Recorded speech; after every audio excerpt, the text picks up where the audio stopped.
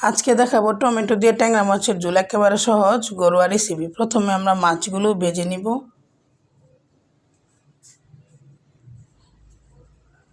এপিট ওপিট উল্টে দিব।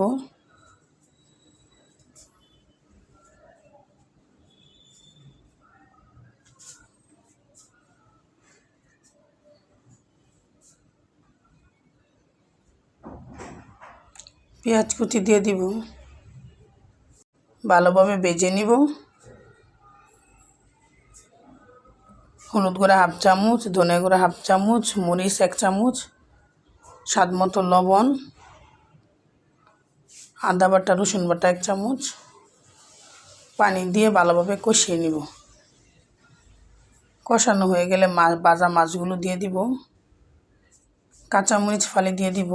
কয়েকটা টমেটো দিয়ে দিব। ভিডিওটি ভালো লাগলে অবশ্যই সাবস্ক্রাইব করবেন।